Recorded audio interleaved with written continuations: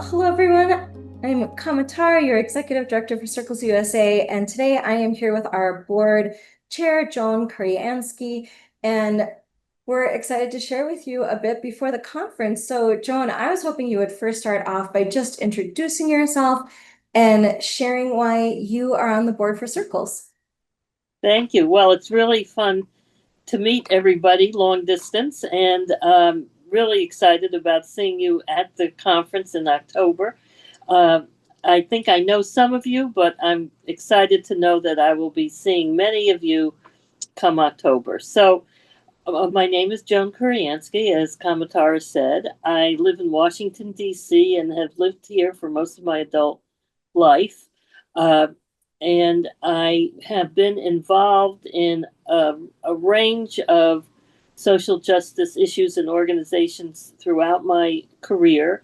Uh, I'm an attorney by training, but an activist by life, and I've run a number of organizations, particularly dealing with the rights of women and girls. And in each of those, whether the issues were related to domestic violence or to aging or to health care or to economic well being, underlying all of this was the importance of women being able to be financially independent and have the agency to live the lives that they would want for themselves and their families. And so to continue to serve on the Circles board is really a gift to me. I first became involved with Circles when I was director of an organization called Wider Opportunities for Women, where we were developing strategies to help women be financially secure.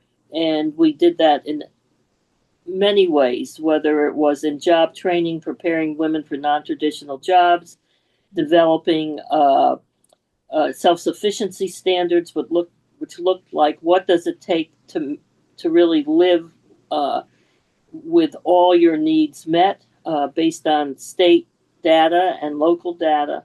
And when I was approached by Circles to serve on its board, I just saw a perfect connection. And since then, for me, what is so exciting to be part of Circles are the chapters, the leaders, and the philosophy of Circles. And to me, the philosophy of Circles is a three-part philosophy. Uh, and these three parts have sustained my commitment over the years. And I'm happy to say I see each of those expanding and really refining themselves throughout the years. The 3 points are: one, supporting individual families in moving out of poverty into true self sufficiency and economic security through programming that I think has become more and more valuable as the years have gone on. The various aspects of the training and the leadership of the families in developing their own, your own steps towards self sufficiency is a terrific model. The second piece that I think we have been ahead of the game and that is now being seen by the larger public as a strategy is that of our ally program. Now we have a fancy term like social capital, but before that term came into being, we already had the model where we understood making connections among our families and others in the community could really be not just a lifeline, but a vehicle for real upward mobility.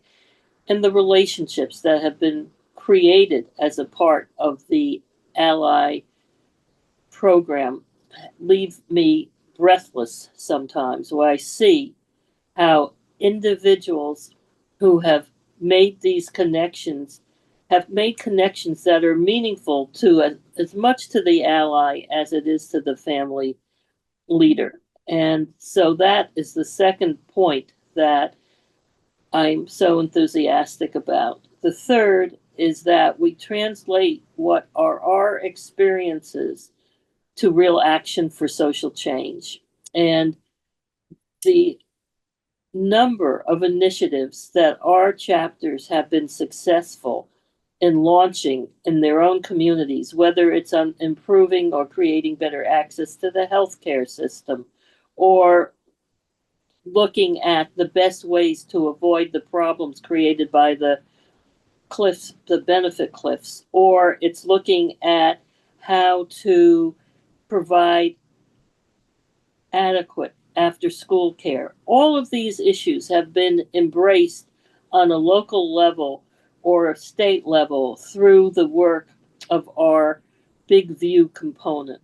And so to me, these three elements rarely exist in the anti-poverty programs that I have seen. And it's almost like alchemy to see the changes that happen when we have those three parts of our organization work together. Thank you, Joan, for that very cogent summary and your passion and understanding of circles so deeply. And I know a question that a lot of our chapters are asking right now from our board, from our community leaders, from across our community of practice is what is your best advice or inspiration for this particular moment in current events that is very unique and not unique and difficult and challenging and all that's happening right now. Do you have some advice or inspiration in your experience and wisdom? Well, a word comes to mind which I became familiar with when I was active in the battered women's movement, and that is the word crisis. In Chinese, the word crisis is a combination of two words, danger and opportunity. And I think that is really where we are right now. Uh, for many members of our community, uh, some of these crises are not new. So many folks, whether because of age, race, sexual orientation, class, have faced some of the challenges already. But the overlay at this moment, in terms of the increasing assaults on our actual democracy, have challenged us in very significant and to some extent new ways. And so I think that is the danger that we're facing, but the opportunities that we're facing are also great.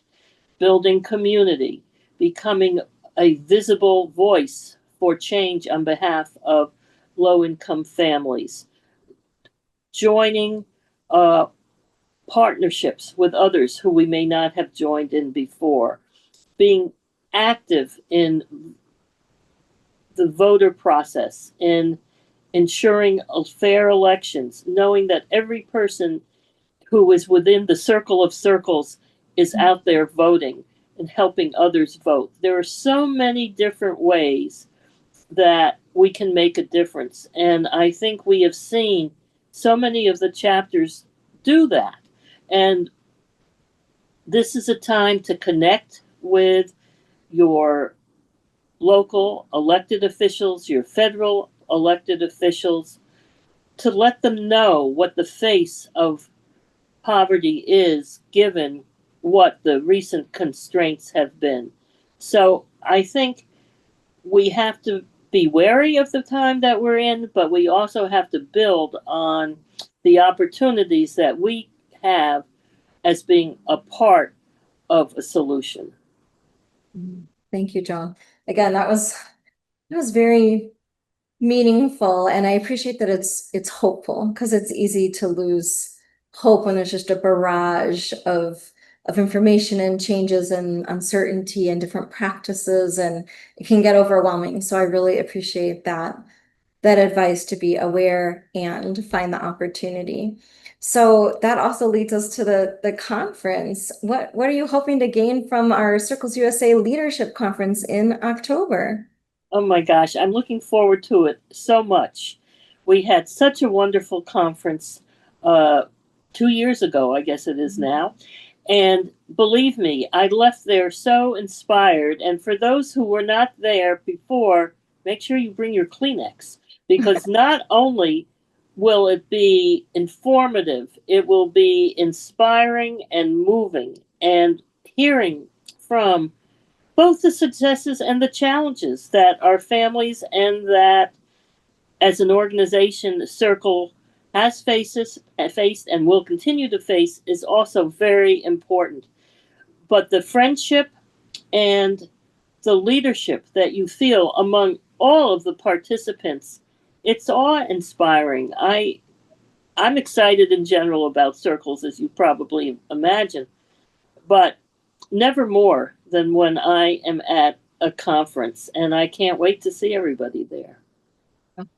Thank you so much, Joan. I'm incredibly excited too. I can't wait. It's coming up soon in October. So we hope that you all will be there and join us. Get registered if you haven't already, and pack those tissues and your notebooks so you can take take lots of notes and walk away inspired and all, deepen connections and everything that happens in the Circles family. So thanks so much for your time, Joan, I and we'll see you at the conference. thank you.